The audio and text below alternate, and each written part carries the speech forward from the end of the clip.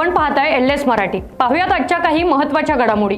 राज्याचे उपमुख्यमंत्री अजितदादा पवार यांना अत्यंत शोककुल वातावरणात शासकीय इतमामात अखेरचा निरोप देण्यात आलाय। अजित पवारांच्या पार्थिवाला त्यांचे चिरंजीव पार्थ पवार आणि जय पवार यांनी मुखाग्नी दिली। यावेळी अवघ्या बारामतीसह राज्यात एकच सन्नाटा पसरला। विद्याप्रतिष्ठानच्या प्रांगणात समर्थकांनी अजितदादा अमर रहेचा गजर करत आपल्या लाडक्या दादाला भावपूर्ण निरोप दिलाय। आज अजित पवार यांचे पार्थिव काठेवाडीत ठेवण्यात आले होते। यावेळी हजारोंच्या जमावाला अश्रू अनावर झाले। झालेली अभूतपूर्व गर्दी पोलिसांना सुद्धा रोखणं अशक्य झालं होतं। अजित पवार यांच्या मूळ गावी श्रद्धांजली वाहिल्यानंतर त्यांना पार्थिव त्यांचं विद्याप्रतिष्ठानमध्ये आणण्यात आले। यावेळी अजित पवार यांच्या पार्थिवाचे पत्नी खासदार सुनेत्रा पवार, अजित पवारांच्या भगिनी आणि सून यांनी अंत्यदर्शन घेतलं। अजित पवार यांना अखेरचा निरोप देण्यासाठी देशभरातून राजकीय नेते बारामतीमध्ये दाखल झाले होते।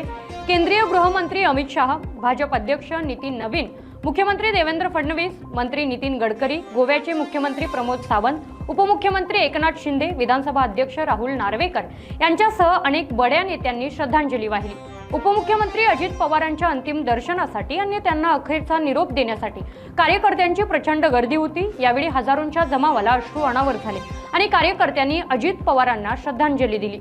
अजित पवारांच्या पार्थिवावरील राष्ट्रध्वज अंतिम संस्कारापूर्वी त्यांचे पुत्र जय पवार यांच्याकडे सोपवण्यात आला। यावेळी संपूर्ण पवार कुटुंबाने महाराष्ट्र या आघातातून सावरण्याचा प्रयत्न करत आहे। राज्याचे उपमुख्यमंत्री अजित पवार यांचा बारामतीत विमान अपघातामध्ये मृत्यू झाला।